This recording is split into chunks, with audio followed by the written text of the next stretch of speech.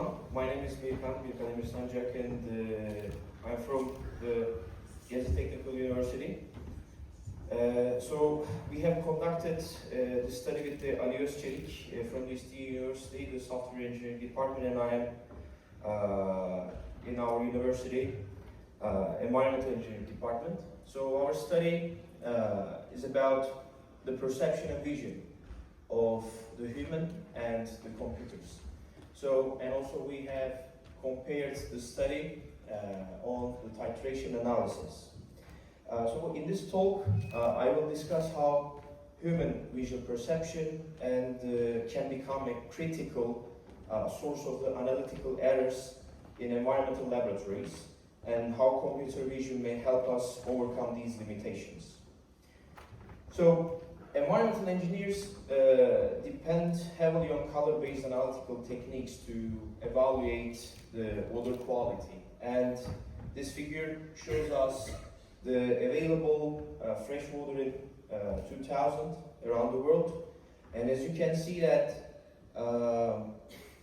it reminds us that every drop of water around the world must be analyzed accurately before the reuse or the discharge. So in practice, the analysis such as the acidity, alkalinity, hardness, and the oxygen concentration all rely on the color changes. So today the main topic is, for us, is the color change in the aqueous form.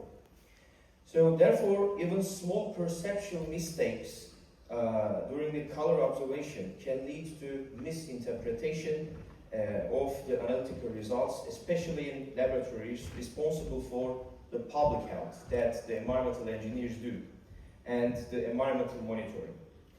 So, and where this is the page that we tried to talk about the combination of the software engineering and the environmental engineering. So, at this point, we noticed a paradox between these ones. Despite the major advances in sensors and the automation, the most environmental analyses are still visually.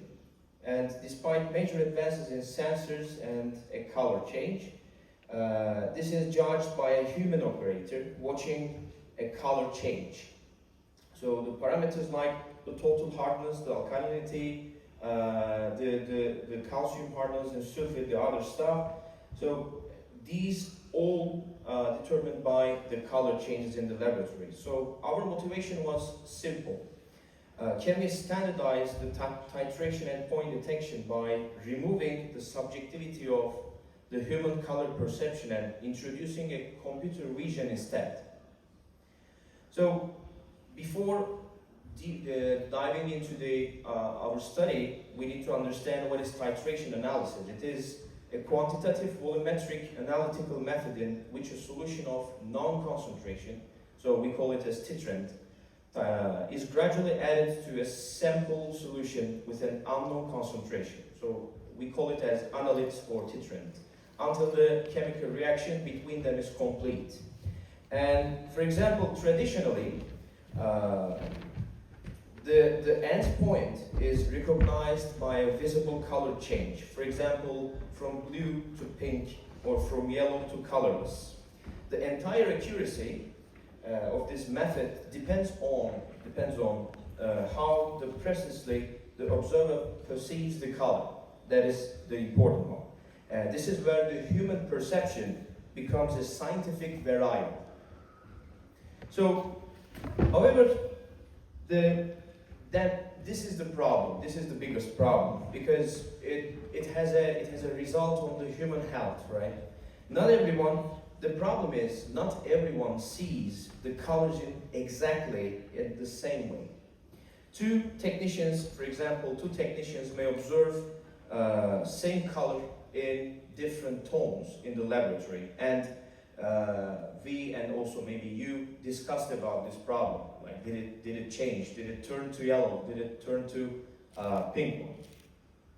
So the problem started in the 80s, actually. Like the definition came from the Young and Helmholtz trichromatic theory. According to the theory, the Young and Helmholtz formulated this theory in 18th, as I said, human color vision arises from three cone cell types that are sensitive to long, medium, and short wavelengths. However, the density and ratio of these cones differ from one person to another because it is about our biological system. And even small variations in these ratio can shift how we perceive hues or saturation. So what does it mean in a basic form that probably the chairs are not blue for me, but for you, the most of you, it's blue.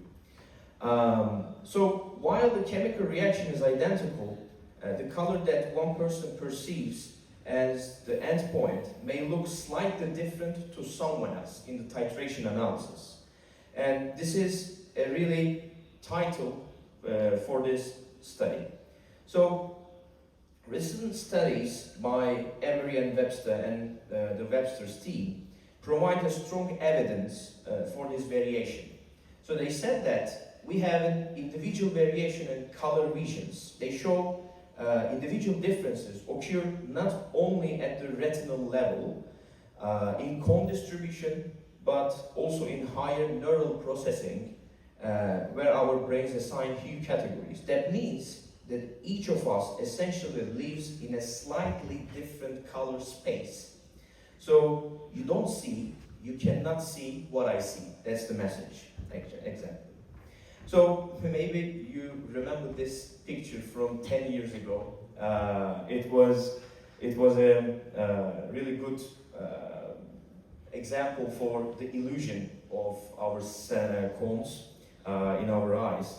Some people saw it as blue, some people saw it as yellow, some people saw it as like black, and the Twitter that time, Twitter probably just broke down, right? And this simple photograph revealed how our brains reinterpret the same visual information depending on lighting assumptions and our and differing the cone cells in our eyes. So to overcome these human limitations, we introduced the computer vision in our study, which perceives the color numerically rather than the subjectivity and subjectively from the human. A camera sensor converts light through the photoelectric conversion, and the Bayer filter, using the Bayer filter, it separates the incoming light into red, green, and blue components. Unlike the human vision, this process is stable, repeatable, and transparent. So why is transparent? Because we have a mosaic shape after getting this filtering of the photons and electrons in our image sensor and after the lens. So by quantifying the color through the digital matrices, the computer vision can monitor the same chromatic transition objectively, independent of mood, fatigue, or the personal bias, which the most of the laboratory workers or the researchers have in the laboratory. This creates a foundation for standardized titration and point detection. So what is our research actually? So maybe if we close this light, we can see better, but if you see that, good, no problem. So our goals are, we have three goals. We want to compare the human perception based and the computer vision based titration endpoint detection. To quantify, the second one is to quantify how visual attention and experience affect human titration accuracy. And the last one is to evaluate whether the computer vision, the models can standardize endpoint determination under variable lighting and operator conditions. So I mean operator conditions like, as I said, fatigue and other stuff.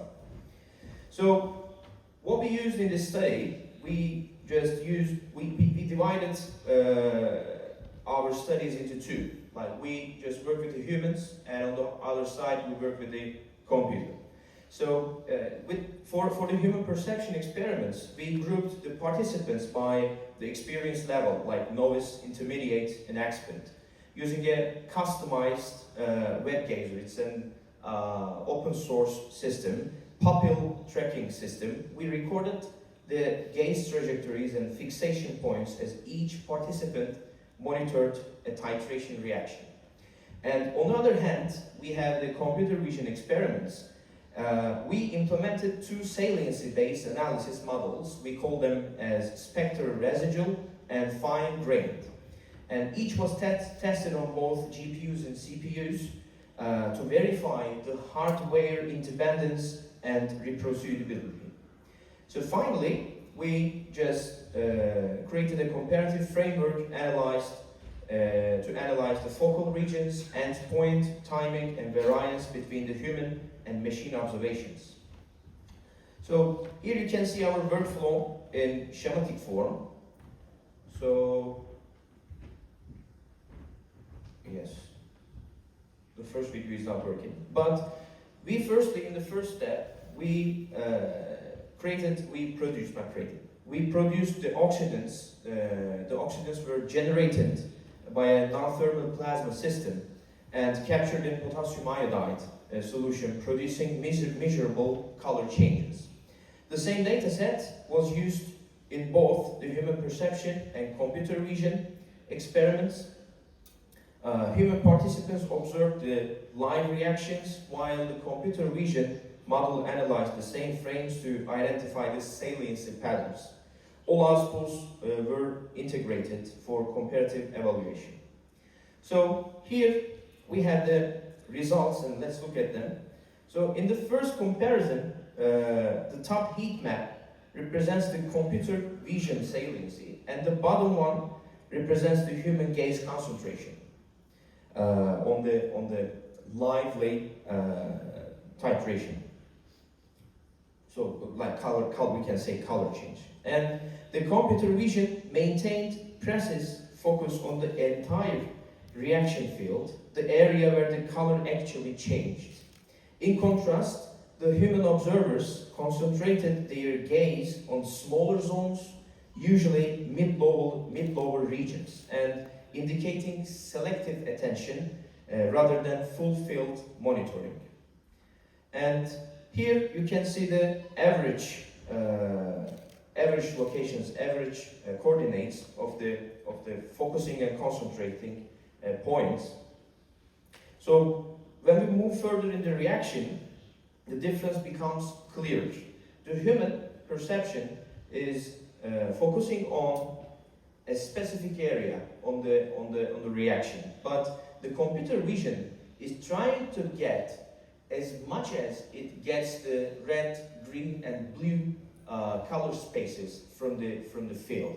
So that is the most important difference between the human and the computer.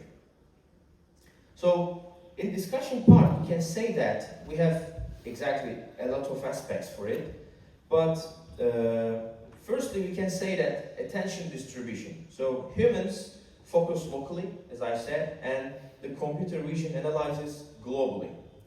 And the second one is the endpoint detection. The humans may misjudge or delay the endpoint, while the computer vision recognizes the consistent chromatic transitions. And the third one is the spectral sensitivity. It is limited by the cone variability in the humans, but it is expanded in computer vision using lab and HSV color spaces, or we can say generally RGB.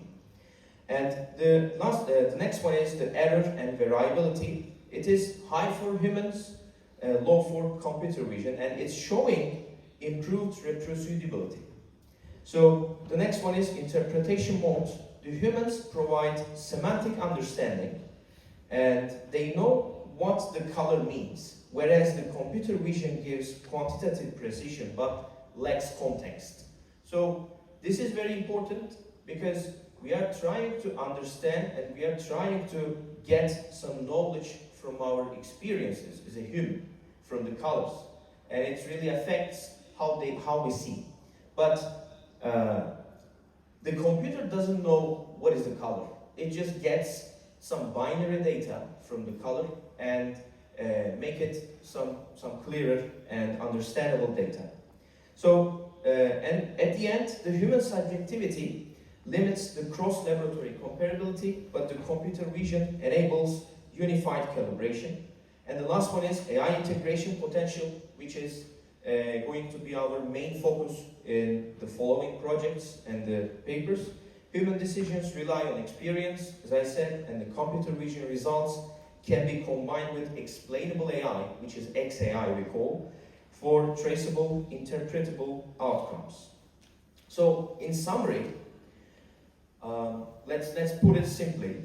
Humans are selective and interpretive and variable, but machines are global, objective, and repeatable. But if we work together with the machines, they offer hybrid reliability and interpretability. So this is the important one. And we see this as the next phase of analytical chemistry with Ali. So not replacing the analyst. We are not talking about okay, let's kill over all analysts and let's put the machines into the labs. So we are not talking about it. But we are trying to say that the machines and humans needs to support each other with digital vision systems that minimize the subjective error in all fields in the laboratory. So, and for the study and future works, we just publish as preprint. Sorry. Yeah, thank you so much. Okay, and we just published this preprint, and we submitted our work about the determining the concentration, and we are trying to do the future works on the measurement standardization, model and explainability, robustness and transferability, and also the data and benchmarking. So, and thank you so much for your kind attention and valuable time. Questions and discussion.